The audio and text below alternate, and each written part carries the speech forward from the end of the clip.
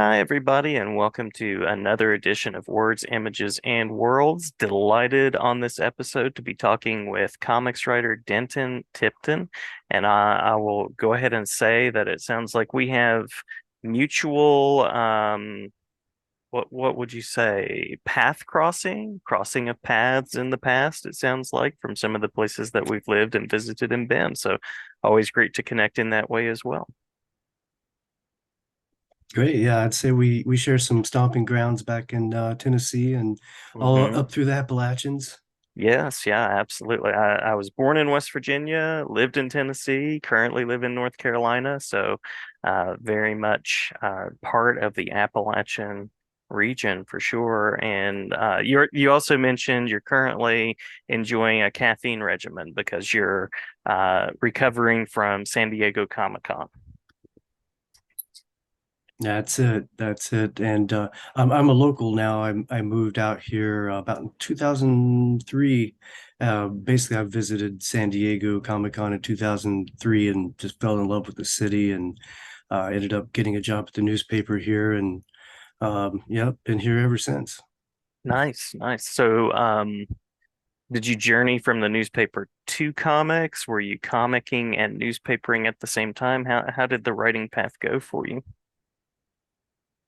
Well, I worked in newspapers coming out of college, but I also had a comic book shop that I spent some of my student loans setting up. So I was pretty familiar with the business and the medium, and it was just kind of inevitable. Yeah, yeah. Um, and so what were some of those titles? What were some of those creators that sort of tapped you in initially? I grew up, I really did grow up with comics. My mom was a fan of the original Batman series, so I was a kid in the late 70s, very young, and watching that with my mom, the repeats and stuff, and then got into Super Friends, and my dad's best friend was a comic book collector, Mhm, and so I would go visit, with his son and go through his comic collection. So from a really young age, 3 or 4, I found comics and latched on and never let go. I kind of grew up with them, from then on, high school, early 90s boom was happening. So I was into all mhm, that. mhm. And then, got a little older and, more sophisticated. So, found Alan Moore and then Vertigo came out and, then, went to college and we're into those and learned about underground comics and the indie scene and, you know, just comics never let go of me. Yeah, yeah, absolutely, absolutely. It becomes, as I talk with one of my friends on another podcast, it becomes an obsession. And once you read one, it's like a bag of chips. You can't read just one. It's continuous. Your work took you to IDW, is that right? As far as the Right. publishing Yes. world, and so you I created an was right. X-Files. Oh, yeah, go ahead. Sorry. hmm Yeah. I was about to say I was editing in newspapers out here in San Diego, and after a couple years, the industry continued its nosedive, and I happened into a Craigslist ad. Part of the this was Craigslist, but there I found a job for a comic book editor, and I was looking for something new, and I knew the medium, and I knew deadlines, so applied and ended up getting that job and it led me to, editing there and then also got to write on, several different properties, including X-Files, G.I. Joe, hmm and a few others. Mhm. Yeah, yeah. X-Files being one of my favorites there. But then you adapted the film, right? Rise of Cobra into graphic novel Right, yeah, format. for G.I. Joe. Yeah. And that's how I got my esteemed New York Times bestseller notation, Very nice, very nice. right? For G.I. Joe Rise of Cobra. hmm But, very interesting, but not my favorite piece of work that I got to do. X-Files, I had a lot of fun because I got to come up with a original story, and I got to delve into the JFK assassination conspiracy and then alien conspiracy, and got to kind of combine the both, work, within the confines of some of the, major mythology and X-Files, and Mm-hmm. thought we had a pretty cool story. Yeah, yeah. So the visual appeal, the that X-Files book is just beautiful with the work that the artist does, and great story Yes. as well. That And Yeah, that's Minton Matthews the third is the artist on was the artist on that. He was painting covers for the regular series, and yeah. then approached him about doing painted interiors for this. It was I think we ended up with like 48-page story. Hmm. Yeah. Any other collaborators along the way that you'd like to shout out, either in your role as writer or on the editing side as well? Oh goodness, there's far too many. I've got to work with so many great creators over the years. I would feel bad if I left anyone out. Let's see. I'll go with one that no one could raise a stink about is Bernie Wrightson. I Yeah, got to yeah. work with him on a Frankenstein project, which he was a master artist and super nice guy. Hmm. So it was like one of the highlights of my career, I'd say, is working with Bernie. Oh yeah, yeah. That's very cool. Very cool collaboration. Um, any particular warm, positive experiences, like working on particular titles that you'd like to mention before we talk about sort of new and upcoming things?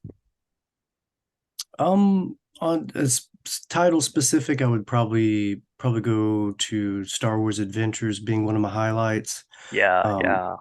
I grew up, yeah, when I was getting into comics, Star Wars was big, it come out in 77. I was born in 76, but like 78, 79, I started, noticing what Star Wars was, and then I got into comics and then I found the Star Wars comics and that kind of married both my loves, at a young age. So getting to work on that, it was a kids line, for Star Wars specifically for kids. So it was really fun to get to work in that universe and work on that project that was kind of paying it back, bringing the kids into the comics, which Hmm. I think we lost a generation there. So it was good to be able to touch that franchise, and it is something special to me as a child. So I would say that would probably be a big highlight as well.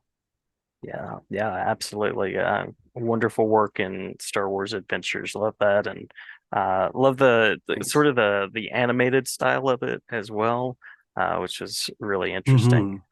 Hmm. Um, so Yeah, y Lucasfilm was really good and let us exploring different art styles and different stories. We even got to do a Halloween story. Scary for kids, but there hadn't been any like horror for Star Wars before that really. So we got to break some new ground there and have a lot of fun. Yeah, yeah. But I imagine that's one of the benefits of working with a publisher like IDW because they reach out to so many IPs and you get to play in the sort of the creative sandboxes of these shared universes. And I'm always excited to see the different stories and the things that have come out over the past 10 years or so, whatever it's been. Mhm. Yeah. So any current upcoming projects that you'd like to talk about that are not in NDA territory, as well as I know you, as I mentioned, you're recovering from Comic-Con, so upcoming appearances, and then also web spaces, if you'd like to share any of those. Got to follow your posts as you were traveling around San Diego and enjoyed that a good bit. Yeah, thanks. Hmm. Yeah, well, I just talked a lot about the kids comics that I got to work on.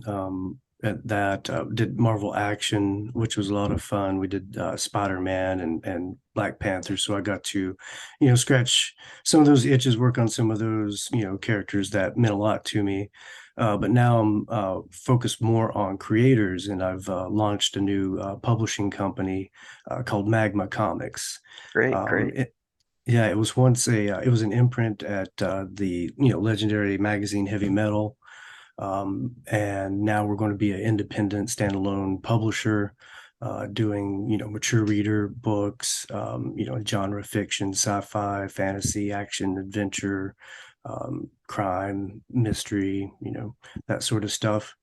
So yeah, so that's the next chapter for me in comics, and I'm really excited to get started. We had a panel at San Diego to announce the formation of the company.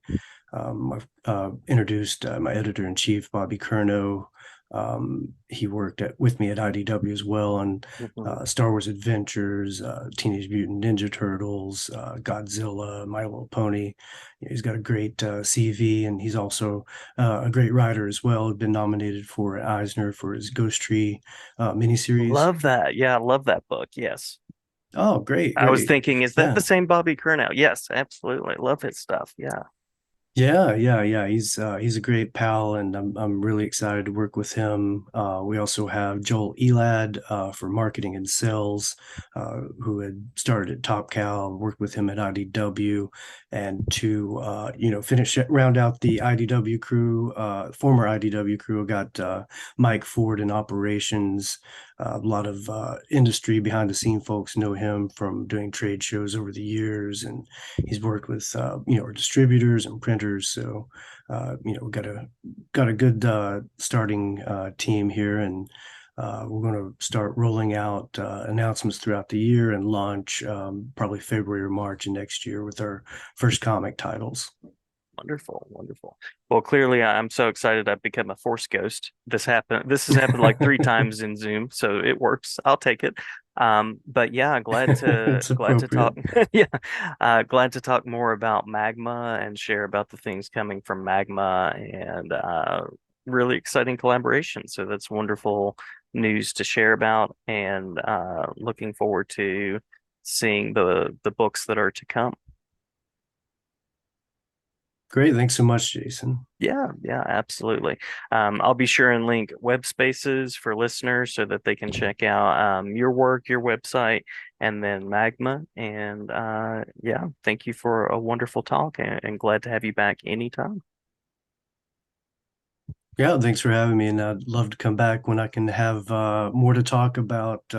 Stuff is under wraps at the moment, but yeah, it's a very exciting time for us.